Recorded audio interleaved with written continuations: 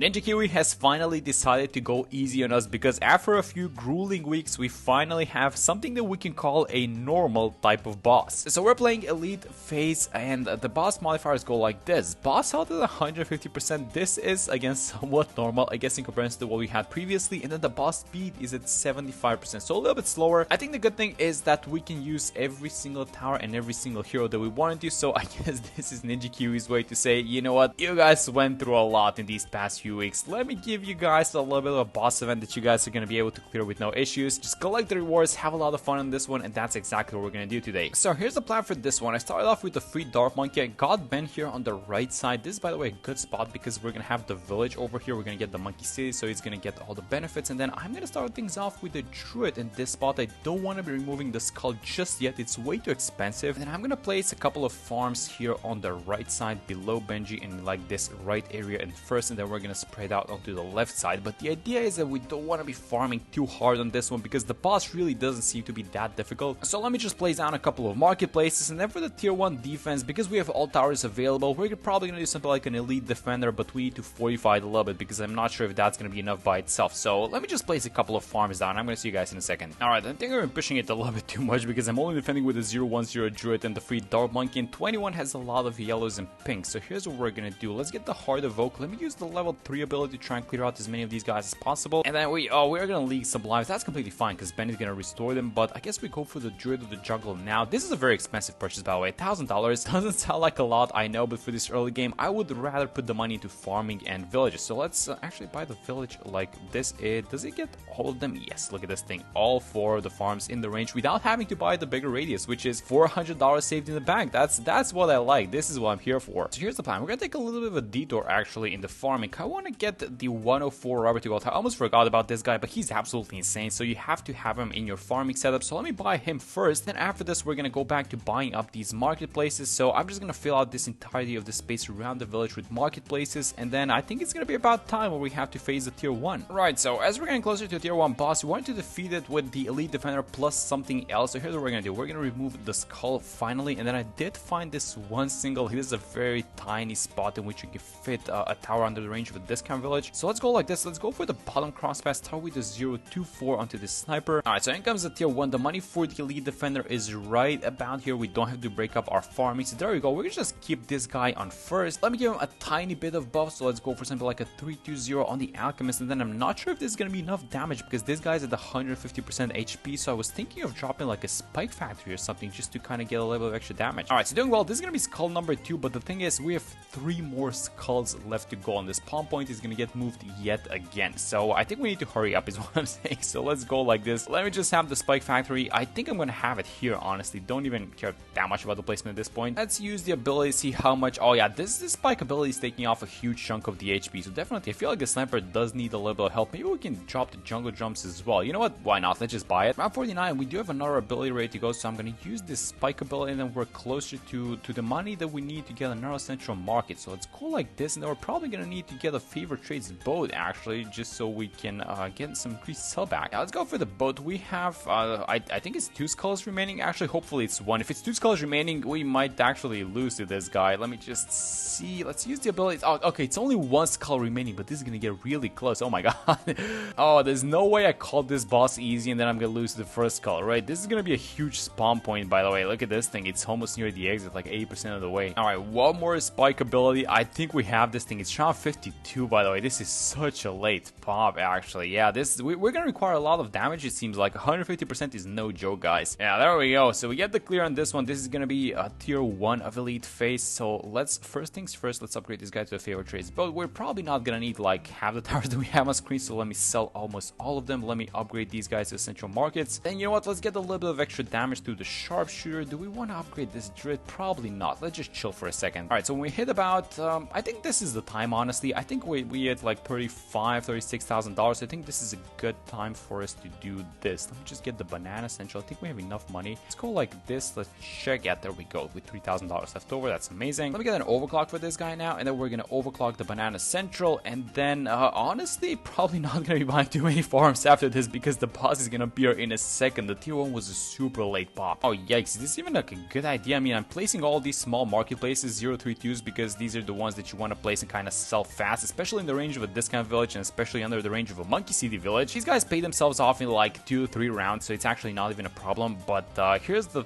thing, we're missing a lot of cash, guys. I was thinking of buying the mat just because we have all these towers available, so let's see if the mat is gonna be enough. Let's see if we can make the money in a timely manner at this point. Alright, so between all of these marketplaces, we have 4 marketplaces which each sell for $40,000. That's 16k, and then the mat is 65, so at about $50,000. So let me just kind of aim towards the bottom because it's around 63. Yeah, at about 50k, which is honestly about now. I think this is the green light for us to sell all of them. Let's get the mat. Let's also give this guy a little bit of an attack speed buff with an alchemist. Now let's see how good this guy is gonna be. I think I would really love to lock this guy in place. Let's use the ability because it's also 63 beneath the face. Oh, how is this looking, guys? I'm not sure if we're handling 60. I'm gonna get the laser shock just for a little extra damage. I think we handle 63 actually. That's very good. I mean, this is gonna get close again, it seems like. Let me use the mat ability with 2 more jumps left to go. That's gonna be, well, that's 1 more jump after this, and this is again getting super close. We just used the mat ability, by the way. Let's get this guy here upgraded to the bottom crossbat, and I bought a second sharpshooter. Hopefully this thing defends. This is gonna be useful for the Dark Paragon when we buy it for the tier 3. Alright, so this is gonna be the last jump. I'm using the mat ability. Hopefully we don't get the spawn point moved too far up front, and this is about this. Oh, look at this thing. It's about, oh, that's a huge wave of balloons. Are we surviving that? Do we take the risk? The spawn point is exactly the same as the tier 1, by the way. Hopefully we survive it.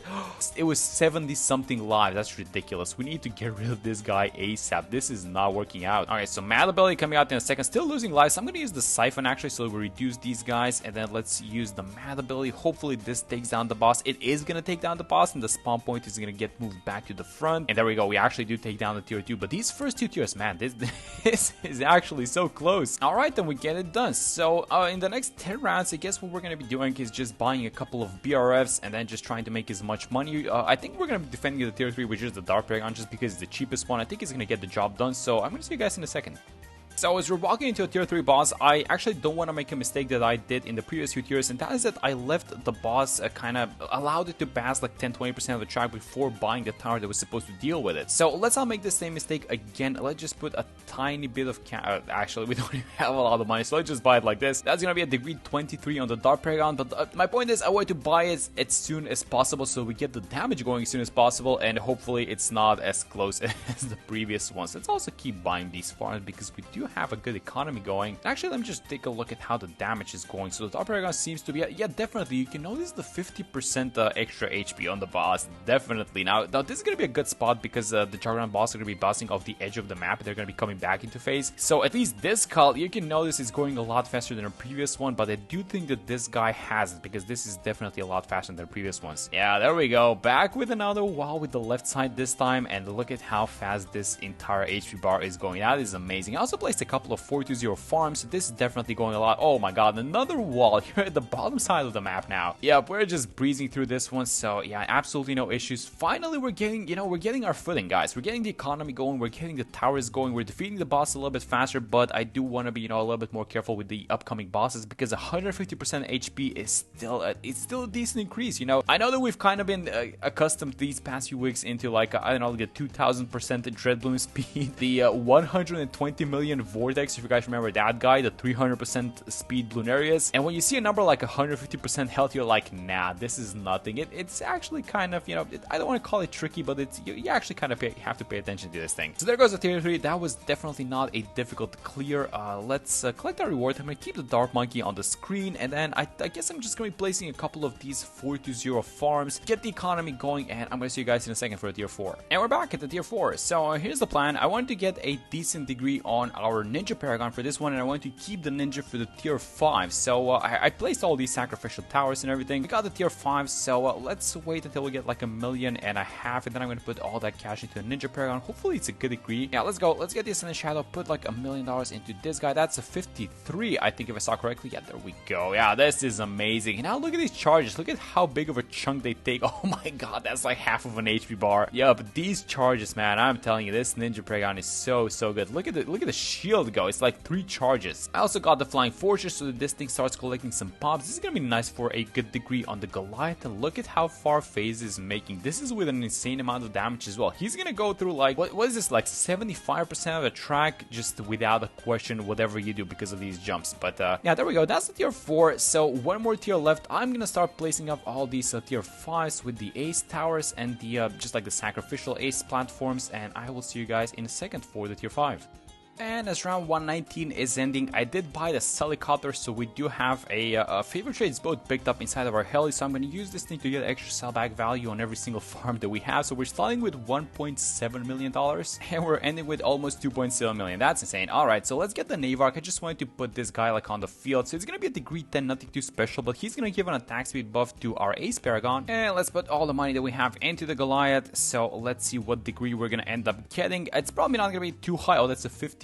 Alright, I'm super happy with that one. Let's put this guy on a Wing Monkey. Let's have the ability set like, I'm gonna have it like this. I think it's gonna be fine with the AoE. Let's hit start. 24 million HP on FaZe. Alright, this is no joke. We do have all of our Paragons ready to go. We do have a huge attack speed buff going on to the Goliath. The Goliath is a decent degree. This guy, the Ninja, is a decent degree by himself. And actually, we probably might want to move the Bombardment ability in a second. So there goes the first call. Let's actually see where FaZe is gonna jump, and then we need to adjust. Okay, so let's have the ability like this then, and it's right on time. So let's use it, see if it's gonna take out the shield at least by itself. Oh no, never mind, that's like a fifth of the shield or something like that. We've gotten so accustomed to these insane numbers at 150% at this point that like it doesn't even bother us at this point. Let's use the ability again. Hopefully these planes do a little bit more damage this time. Yeah, I know this ability seems to be kind of scratching the boss. I mean, it's good to be using it, of course. It's gonna add up eventually if you use it like 4 or 5 times during one run for sure. We're halfway there, so let's see where FaZe is gonna jump and then do the ability. So let's have the ability like